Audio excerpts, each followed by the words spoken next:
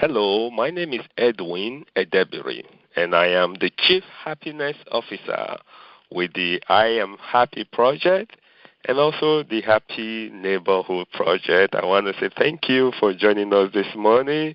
This is our Happy Monday. I hope you had a fantastic weekend, all of you, and looking forward to a new week that is built on a foundation of happiness. I do this call every week to kind of help you get the week started on that foundation, the foundation of happiness. And if you're liking it, please help us to spread the word. Give them this number to call in on Monday if they can do it live, and if they cannot, give them the YouTube channel to subscribe to so they can be able to hear it and other calls that we have done in the past. So the YouTube is youtube.com/Ask the CHO. That is ASKTHECHO,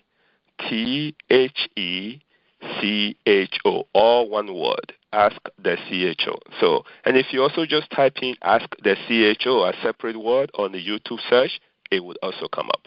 All right. So today, folks, we want to talk about a topic that I'm going to tell you. This is one that everybody talks about.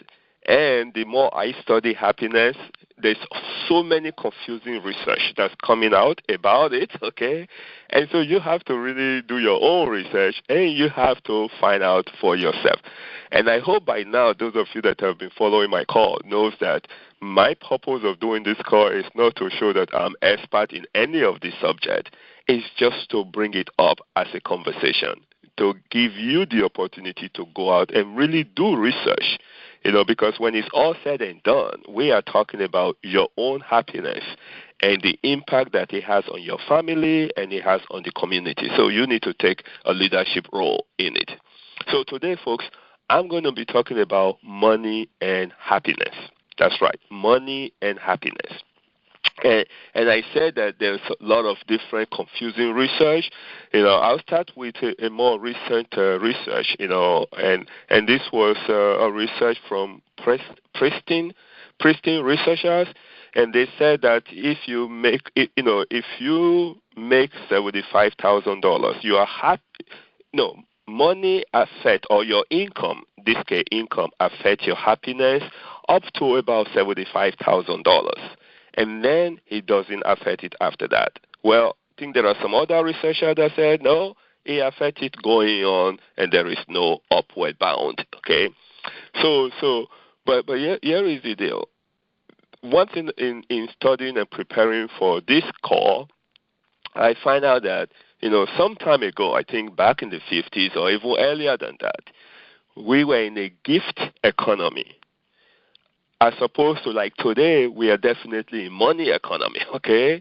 And the difference was that in the gift economy, your status was measured by how much you gave, not how much you accumulated, okay? And so what happened was people made a lot of money, and after they've taken care of the basics, they've taken care of their family and set a little bit for their retirement, either through trust or something like that, then they started giving it away. And they were recognized in the community based on how much they were able to give away. I don't think then there was a list of Forbes to show who were the richest people in the country or the world and all of those stuff. It was philanthropists, that was really recognized at that time. That's where you had the Carnegie building libraries and all those kind of stuff, And then we got into the money economy where it became your status was based on how much of it you own, what number you are on the list and all this kind of stuff. And I think also there was some kind of rules that was passed which has unintended consequences, okay?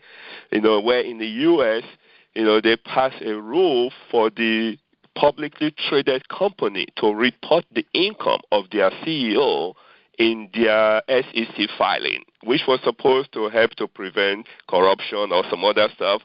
But in the process, it became a status and ego-driven, where one CEO see the pay of one, they say, wait a second, I'm better than that guy.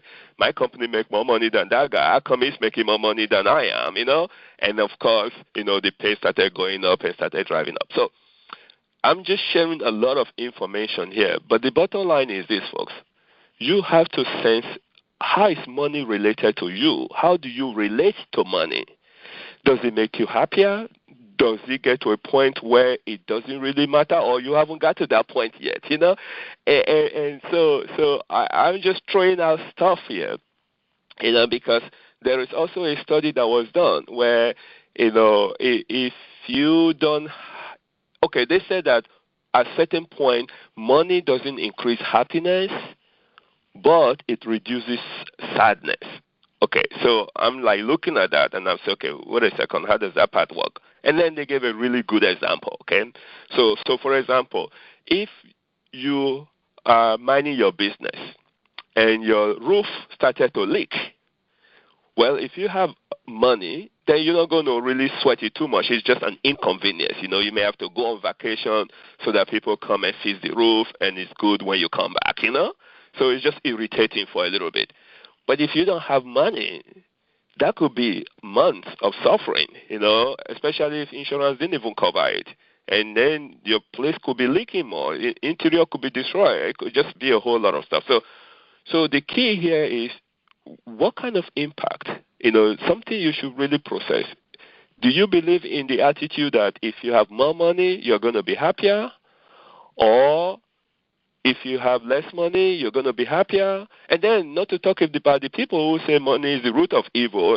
That's a whole different subject, Folks, I guess I'm throwing all this out is you need to kind of decide for yourself, what is your relationship to money?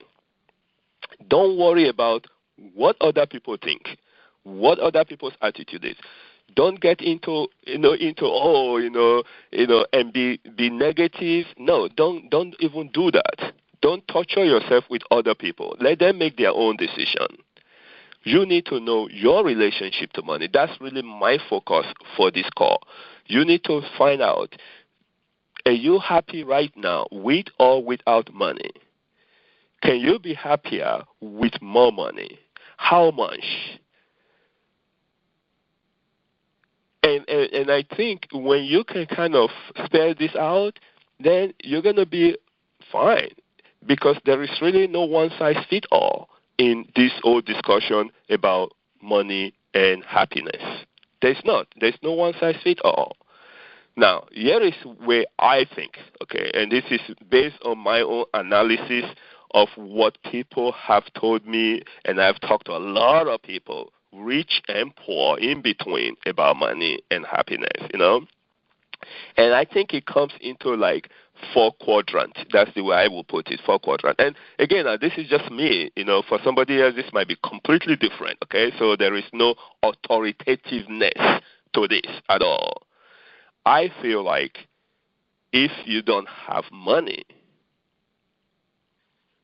okay, and like say poor and happiness, so again, it's kind of really hard to say though, because sometimes broke, so people misconstrue that. I've been broke for so many different times over different periods, but I've never been poor.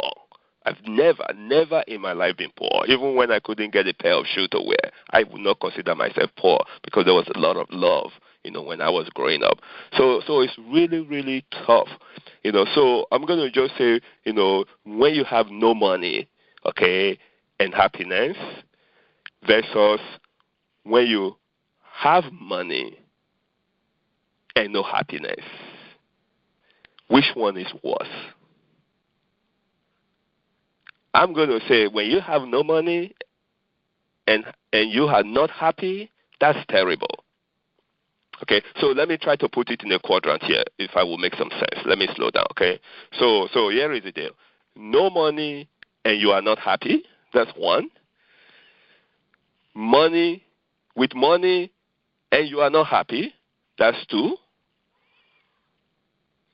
No money and you are happy, that's 3. And a lot of money and you are not happy, that's 4. Okay, so let's go through that again. And it's not in particular order, okay? So don't worry about that part. So it's just a quadrant. So no money and you are happy. Money and you are happy. no money and you're unhappy, and no money and you are happy. Think. So just look at that. So do you have money? Some people have money and they are happy. Some people have money and they are not happy. Some people don't have money and they are happy, and others don't have money and they are unhappy. I particularly think, okay, this is just me now. I think if you have no money and you are unhappy, is the second worst situation you can be. That's the second worst.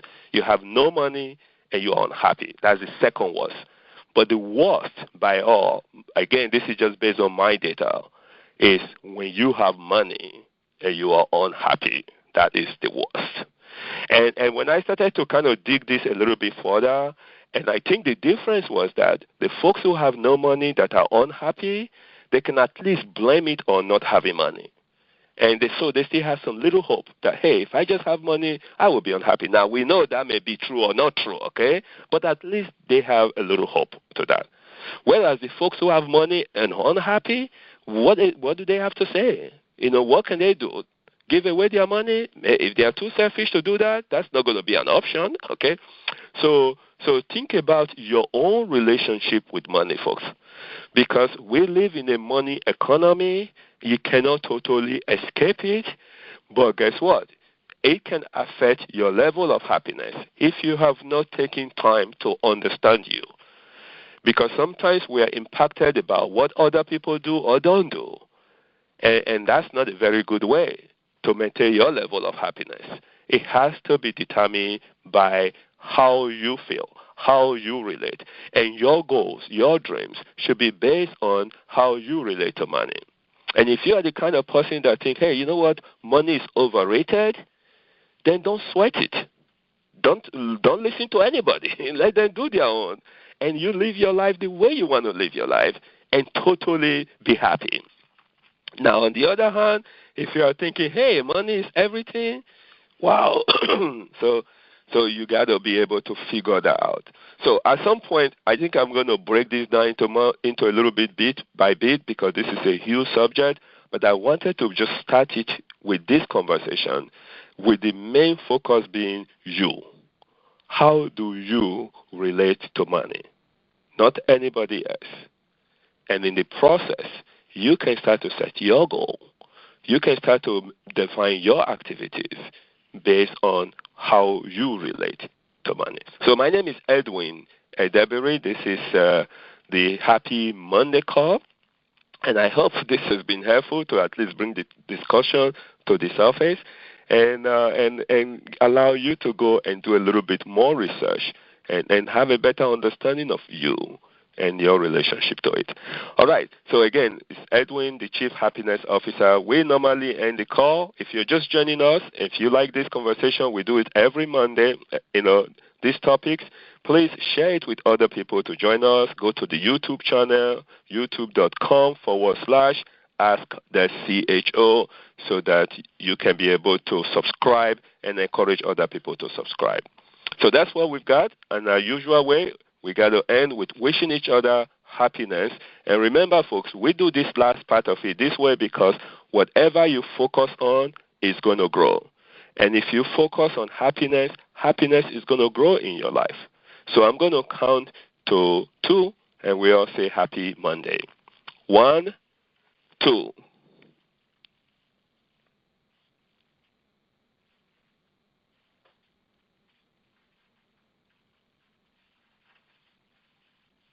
Oh, sorry, I muted everybody out. Okay, let's try this again. You guys were so patient. Okay, so let's do that again. I'm going to count 2. Let's say Happy Monday. 1, 2.